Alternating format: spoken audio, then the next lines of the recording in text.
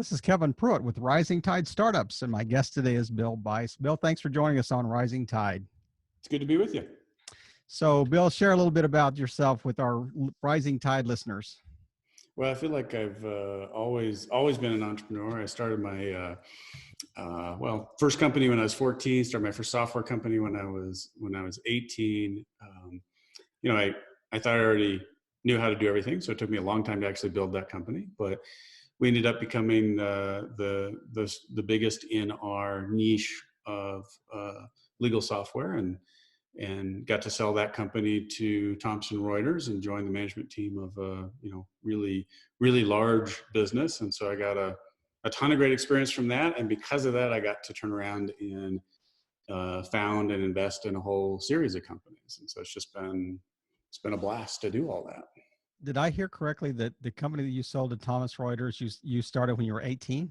I did, yes. That's pretty ambitious for any age, but especially at 18. So, and actually, I think I'm going to call you out on something, because you said you had your first entrepreneurial endeavor at 14. Actually, I think I heard a story somewhere that maybe you were selling pencils on the playground a lot earlier than that. So, did I do my research? You did good. I don't usually tell that story, but it comes from I had convinced my mom to buy the really big box of pencils, and then I went into first grade and sold them to my classmates. What had happened is like any good entrepreneur, I had identified what the pain point was. Absolutely. If you forgot your pencil, you didn't get to go to recess, and so that's a real pain point if you're in first grade. That's a real pain point. That's a major issue when you're 6. That there's no doubt about it. So you went from milking these poor kids on the playground out of their milk money to starting a software company. And so walk us through. So at 18, I mean, for you to even be thinking in these terms, kind of what happened from say 14 to 18 that would, I mean, that often the story is, oh, my dad bought our first Tandy TRS computer and I just started playing with it and fell in love. So do you have a story similar to that, what caused you to even head in the software realm? Well, there was a strip mall that was right next to our high school. And so I would get bored at school and go jump over the fence. And there was a family business there that was a sports store. And what I wanted was computers to play with, and they were happy to buy me computers if I got their newsletter to go out and make other things happen for this little chain of 3 stores that they had in this one strip mall.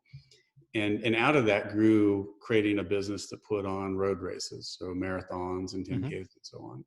And so we'd go out and get corporate sponsors, and then I wrote the software on this Apple II to track the people who were running the race and use a joystick to mark every time somebody came across the finish line. So that got me writing software, which then led into helping other small businesses that were buying these newfangled microcomputers and had no idea what to do with them, which was really just a consulting business. That turned into writing software for a series of local businesses. One of them was a law firm. And eventually I had the bright idea that I should focus in on one market. Yeah. And I chose legal out of no particular deep strategy, other than the fact that the competition tended to be a lawyer who had hired in this time period, a Visual Basic programmer to write software for them. And so we just came in looking at it in terms of, well, how do we build a better product? And that was the only reason I chose that market. So were you kind of a techie in high school? I mean, was that something that you enjoyed doing, or was it kind of like working at the sports store? That was what kind of led you into the tech side of things.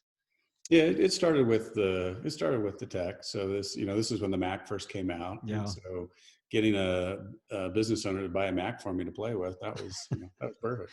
That was quite a coup. That's exactly right.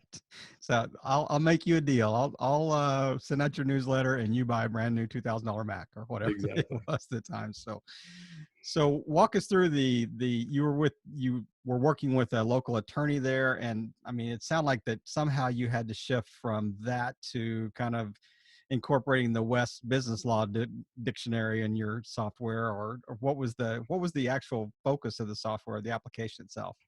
Well, so it's really, we developed what was essentially the first ERP system. It doesn't get called that in the legal market, but the first integrated platform that did everything that a law firm needed to do. So you start with the billing and accounting, and it flows all the way through to the workflow and case management. And so at the time, everything was these individual niche applications that didn't work together.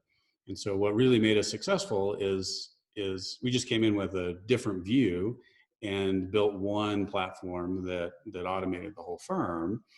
And so that gave us a real competitive advantage. And we'd go into these 20, 50, 100 attorney firms, give them one piece of software and replace 7 or 8 different systems, which of course is really kind of a mess to deal with. Mm-hmm. So was it more timing related that it just was the kind of the perfect storm of putting all these applications together, or was it really a functional thing that you said, we really have to build something that kind of puts all these things together, or like, you understand kind of the framework of the question? I mean, I feel like I'm kind of stumbling around the Well, question a yeah, little but bit, I but think you're getting at a really important issue, which is that I think timing is so underrepresented in terms of its importance as to how successful you are with a startup. Because you can take the same team, same idea, and whether you're matched up at the right timing with the market is absolutely crucial. And so right. we really lucked into the timing for that. I think you when you're in that market, you often get asked, do you have a JD? Do you understand what lawyers do? And I've always believed that my advantage was that I wasn't a lawyer. I didn't come in believing I Mm, knew how to run a practice. I'd actually listen to the firm administrator, the attorneys, and understand what they needed to do. And just that separation of objectivity, right? It's always easier to tell somebody what they should do in their business than figure out what it is you should do for yourself, right? It's yeah. sort of the basis of the consulting business model. Right. And that's what we did in these firms. We just saw this obvious need that it's so difficult to manage all these different pieces. So we wrote one, and then we wrote the next one, and then we just wrote the next one, and just keep adding and adding and adding. And it worked a whole lot better to do it that way. Now, of course, it's commonplace in the industry. You buy the equivalent of an ERP for your law firm that has everything pulled together Hmm. because it's so much easier to do it that way. It's almost like, QuickBooks is to small business accounting software. I mean, it's just, there's a kind of an off the shelf maybe answer to what they would need. But so how did you scale this application? I mean, it's one thing to start with, to write this for a law firm. It's something else to have a multi, you fill in the dollar amount exit on the back end, where you've scaled this software, nationally or even globally. Well, and so having that point of differentiation, that's a great starting point. So you've got something unique to talk about. We purposely chose to go into secondary markets. So we built this company in Albuquerque, New Mexico. It's a secondary market. And the first markets we went into were St. Louis, Minneapolis. So we didn't go to LA and New York and Yeah. Dallas, Right. where there were well-established competitors in those markets. We built up a really nice base of business in markets where they also had to travel in order to compete in that market. And then we built it through word of mouth. It was just taking care of one firm at a time. And I was literally at the age of 18, 19, 20, walking into a law firm and talking to the managing partner of a firm, selling him on the software that I was writing the night before, and then doing the data conversion and modifying the software on the fly to match what they needed in that firm. It's a tough way to get there, but it also works. and Yeah. and therefore we're able to build the business organically, right? We never Right. brought in outside investment because it was just that sort of bootstrapping approach.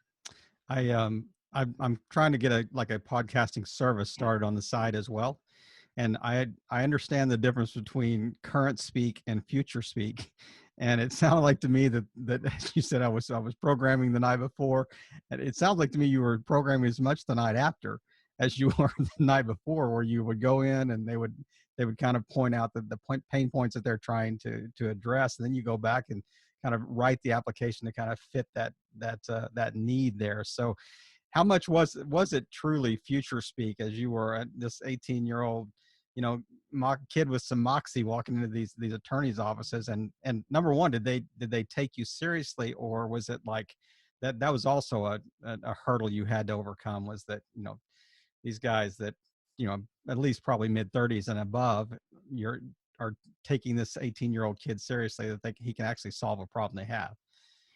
Yeah, and that's the beautiful thing about software, right? Which is you can demo something that's really not there. And so, I didn't know it at the time, but I was really using lean startup principles. Like Yeah. let's show the thing we're capable of doing. Let's get customer feedback for it.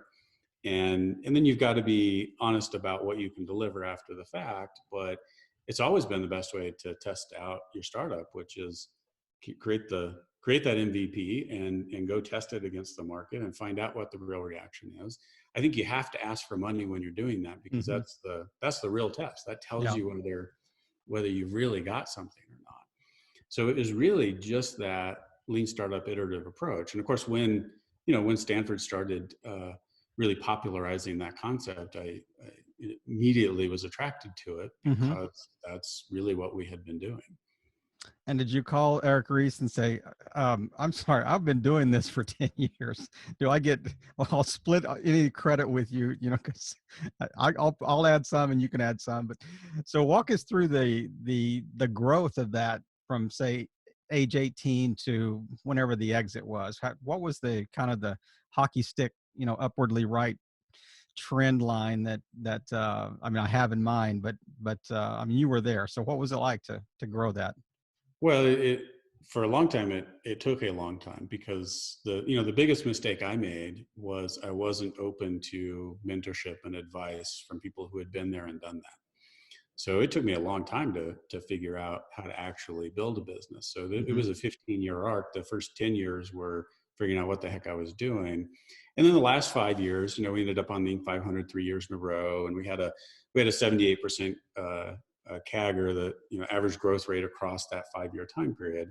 And so we had a really high growth um, once we really figured it Right, out. And right. foundation. That's amazing. I mean, you said Inc. 500. Yeah, we were on the Inc. 500 for 3 years in a row. That's what really got us the attention to have the potential to sell the company, Mm-hmm.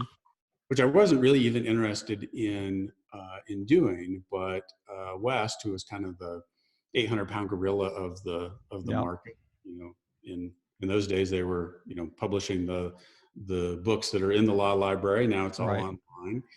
Uh, but we knew they were going to acquire somebody in the space, and we weren't that excited about them picking somebody that was a competitor and raising them up. So we kind of inserted ourselves into that conversation and ended up selling our company to them. So Thomas Reuters owned West at that time, or vice versa, Yeah, it was just Thomson at or the yeah, time. Thompson. Yeah. So when you exited, I mean, I can't imagine. I mean, it was a 15-year overnight success. So when you exited from, say, 18 to mid 30s, and you have that check in the bank and you're going, I mean, were you the sole owner of that, or did you have partners that were invested, or did you have take on some VC money at, in the process of growing that company?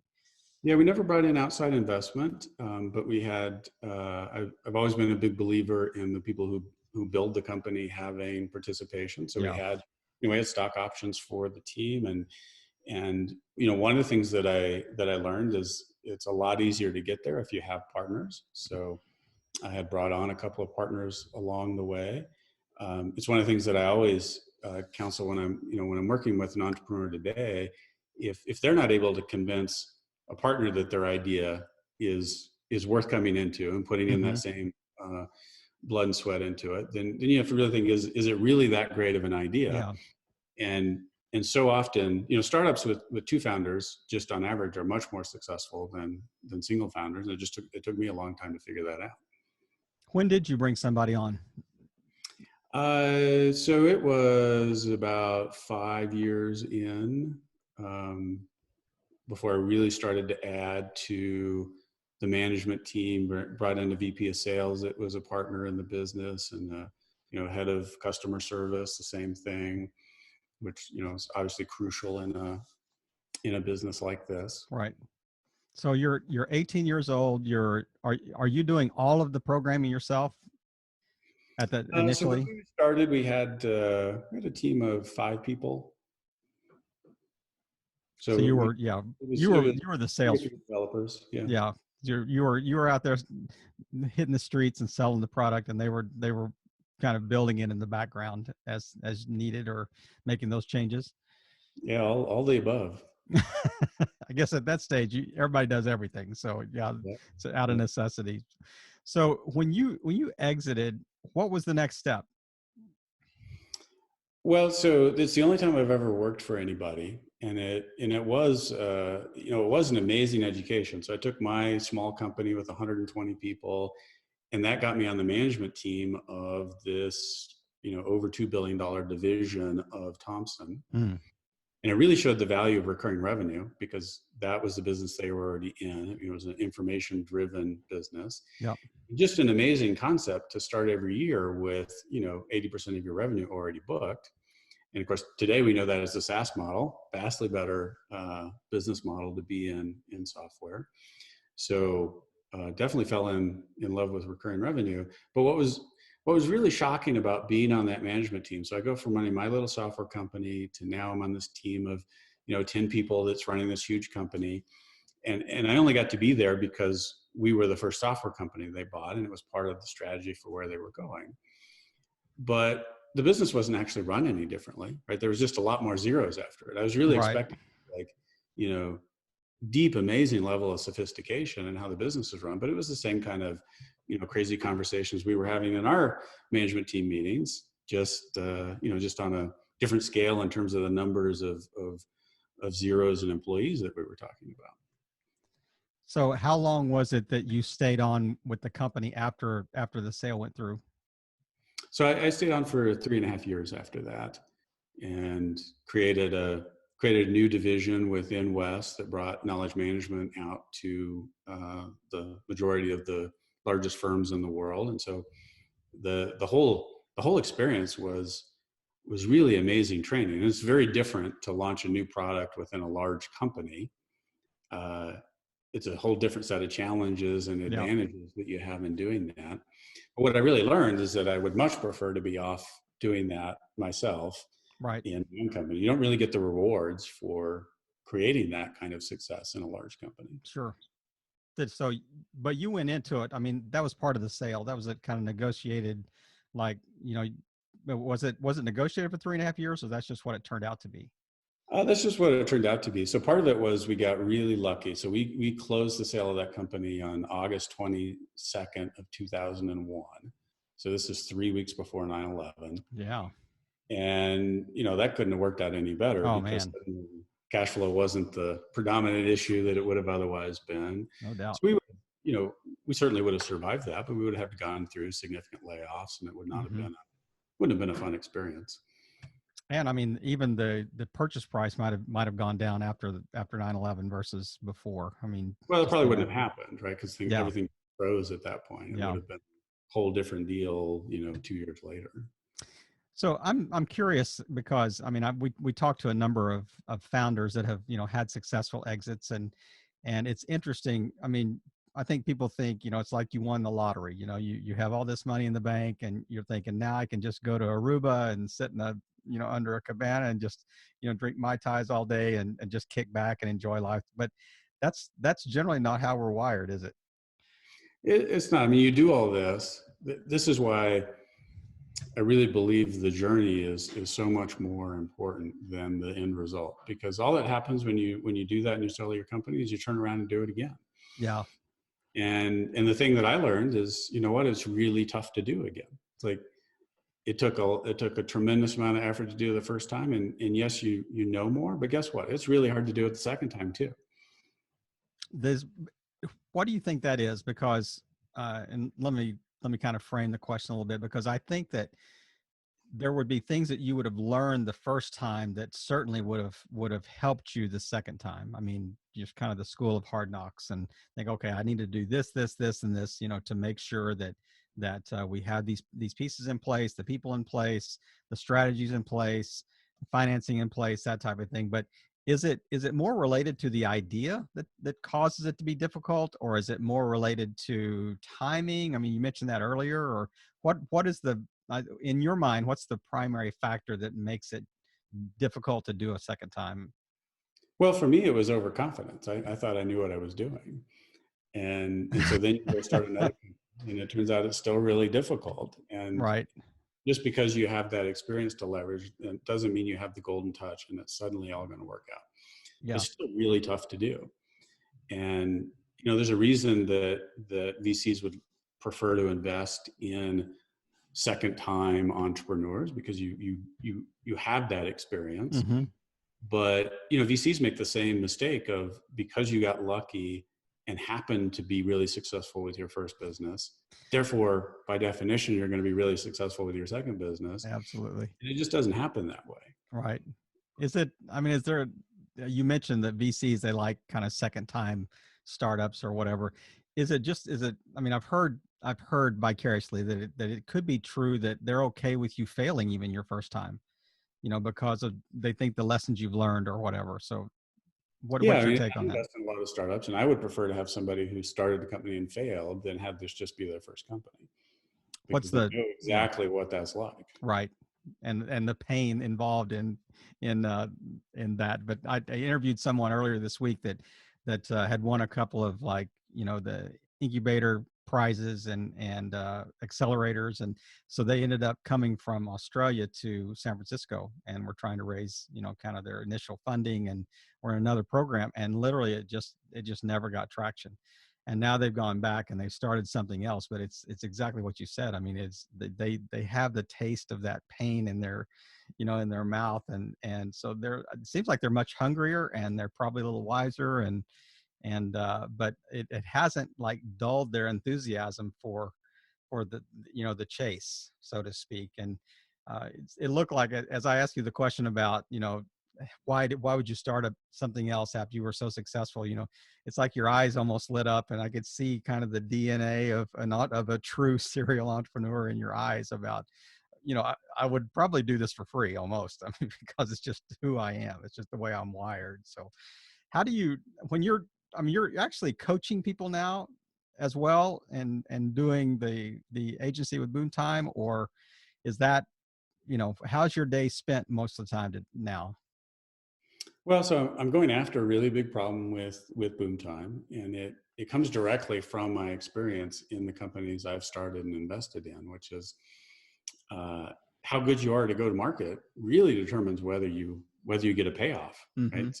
You put a tremendous amount of work into building a great product or service, but uh, are you good at marketing? That's going to determine the end result. And Right. I've done it in every route. I've hired high-end agencies. I've built the full team internally. I've had the CMO with all outsourced resource, and marketing is a very frustrating discipline. There's no other place in our businesses that we allow the lack of scale and efficiency to exist other than this one place in marketing. And in fact, you go into marketing so that nobody will understand what you do. Right? It's the great and so I really wanted to change that. And because I have this programming background, it's just natural for me to look at it from the standpoint of the data.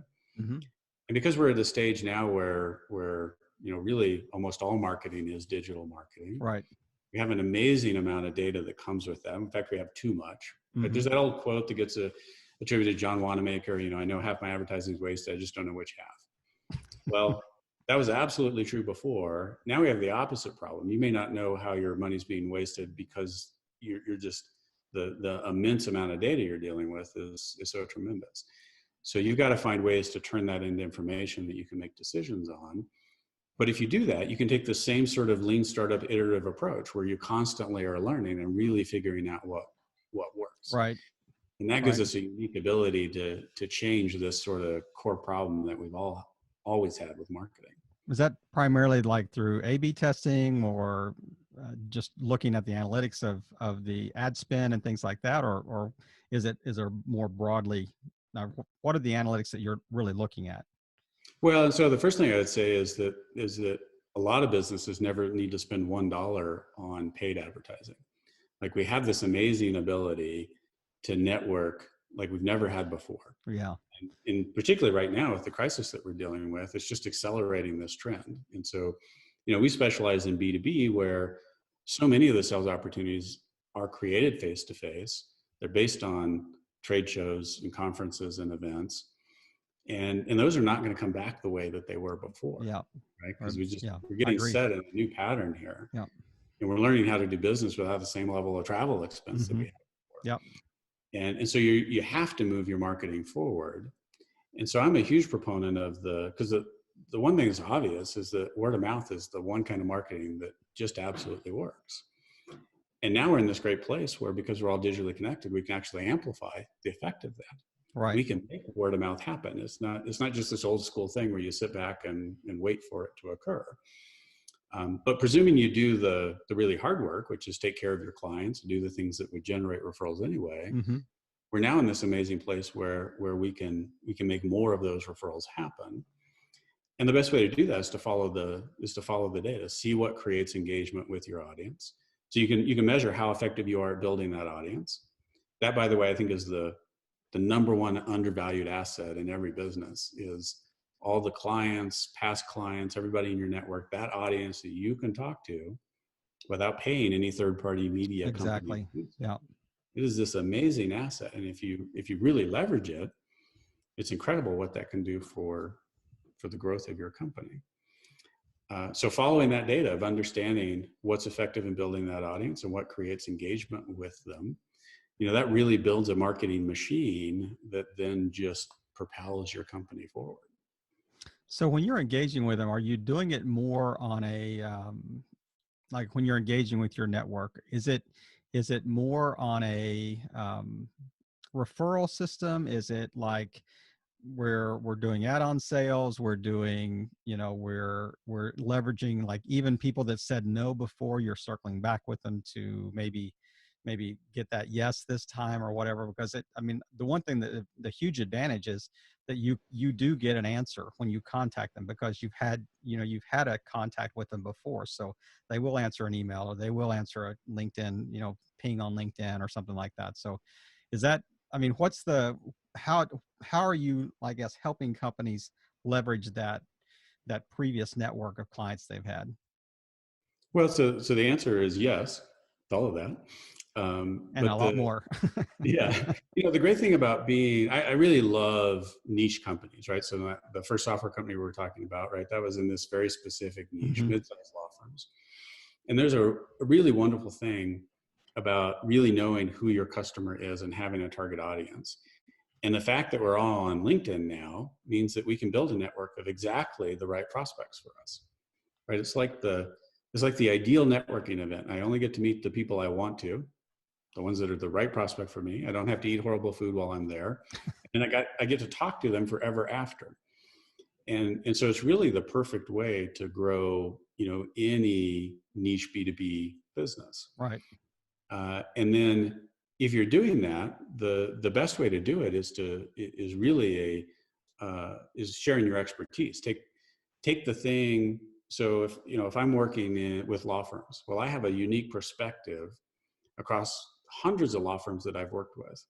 And I may be talking to the managing partner of a particular firm who is, a deep expert in what they do, but they're running their one firm. And I get to bring this perspective to them that is across hundreds and hundreds of firms, which means I have tremendous value that I can share with them. Yes, And if you take absolutely. that perspective in whatever niche you're in, that's your best marketing right there. Right.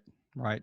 And you're leveraging a strength that you have. And the nice thing about it is we really are 1 degree of separation from virtually everybody on the planet now electronically.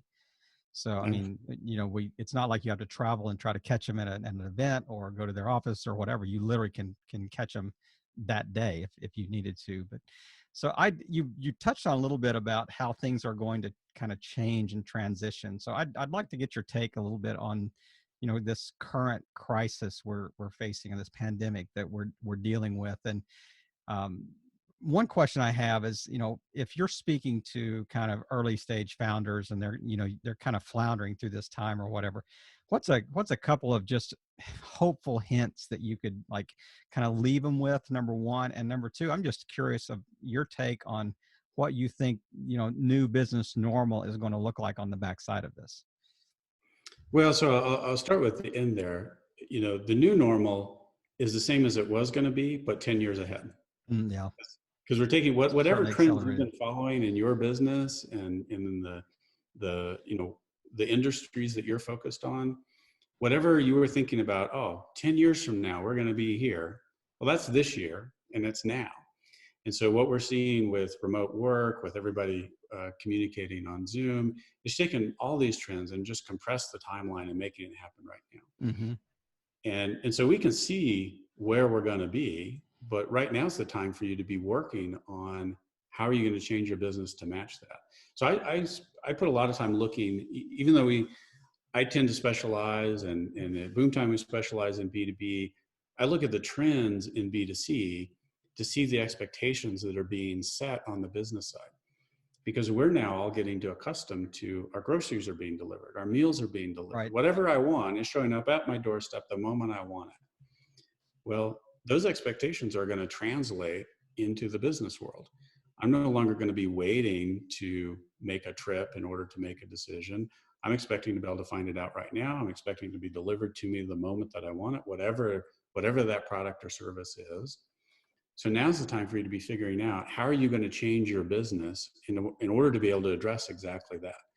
And how are you going to find new sales opportunities that are no longer dependent on meeting people face to face.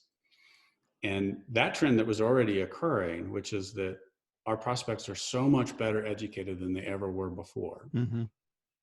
So are you part of that education process, or is your company so dominant that you can just be an order taker, and when somebody's decided they want their service, you happen to be there for them? Well, that's great if you're the huge company in the market. My clients, my startups, they're the disruptors, they're the small businesses. So if you want to participate in that, you've got to be out there educating your prospects so that you're creating sales opportunities that wouldn't otherwise exist. And once again, this expertise-driven approach to marketing, it's the ideal way to do that. Yep. So it is tough to be in the middle of this crisis. It's really difficult to raise money right now. You know what? Most businesses shouldn't raise money from outside investors, because the same amount of effort you put into that, you can generate a lot more business than you can ever get in raising money. And so you know 1% of startups should actually raise professional investment because they have a realistic shot of creating a 20x return on that investment. Yeah. Everybody else should figure out how to build a product and go sell it, because creating that revenue is going to be a much more valuable use of your time than talking to a bunch of investors who, by the way, the moment you accept money from them, you just committed to sell your company. Yet most entrepreneurs don't get that. Like you take that check, you just said, I'm going to sell this company exactly on a timeline that somebody else is going to determine for me. That may not be a great idea for your business. Yep. So this is the perfect time to build a business that really meets the needs that clients have today. The best companies are born out of recessions. Mm-hmm. And some of that's because you have to be really strong and focused to survive in a recession. But then if you do that, you have less competition. Right. You have less noise to compete against. Like every marketing campaign we're running right now is working better than it was 3 months ago. We're getting more response. I mean, we have the average number of visits to, and of course, these are businesses that have relevancy in the time period we're talking about, right? It's not so great if you're running a restaurant. Exactly. Yeah. But if you've changed your messaging to be relevant to what people care about right now, you know, we're looking at 50, 80%, 100% increase in visits to websites, much higher open rates, much higher engagement with interactions and posts on LinkedIn, higher acceptance rate to connection requests. Because we're all spending more time online, it's easier to get people's attention right now. Is revenue proportional? I mean, so it's one thing to have people visit your site. It's one thing to have them click on links. It's one thing to have them look at it and consider. But is the revenue also increasing at 100% or 50% or whatever, or is it just more activity and I guess interest right now? I mean, is it directly proportional? Well, absolutely. It's not. I mean, there are lucky cases where it is, right? Mm-hmm. So like the alcohol home delivery service, right? You know, that's taking off like crazy. Exactly. Most of us aren't lucky enough to be in that place. And that's why you get this disconnect of where people pull back from marketing during a recession like this, Mm-hmm. because it doesn't directly translate today into the same level of revenue. What you're doing though is planting seeds that are going to turn into a lot more revenue down the road. Yeah. You have to be willing to make that investment today in your time and your effort of getting in front of that audience. But because it's easier to make those connections and build that audience today, the payoff is actually outsized now Hmm. compared to when times are great.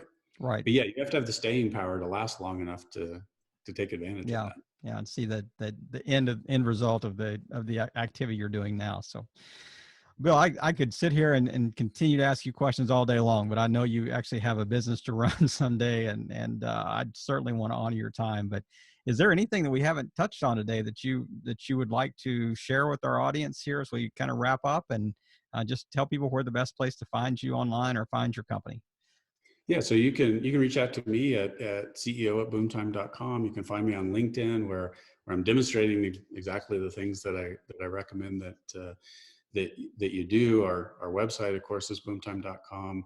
And our approach is to lay out all the things we have learned and just share it with you. So you can go see exactly what we figured out, what has worked, and you can turn around and do it yourself. I've followed in your footsteps. I've created the B2B word of mouth marketing podcast. We're not nearly as far as long as you, but it is a lot of fun to do. And we just share all the things we've learned in doing this. Well, Bill, I just really appreciate your time today, and it's been great kind of hearing your story, and we certainly want to congratulate you on your unicorn that you started as an 18-year-old and exited, and you may be one of the most successful guests we've ever had on Rising Tide. Maybe the most successful guest we ever had on Rising Tide. But I just want to thank you again for just openly just sharing with our audience and dropping a lot of value for us today, and really just kind of walking us through this time that at the very end of the chat, how difficult this is with COVID-19 that we're all dealing with and kind of locked up, but also seeing opportunity in this time as well, and taking advantage of that. So, Bill, thanks again, and just thank you for helping all boats rise in a rising tide. Appreciate your time today. Thanks, Kevin. It's been a lot of fun.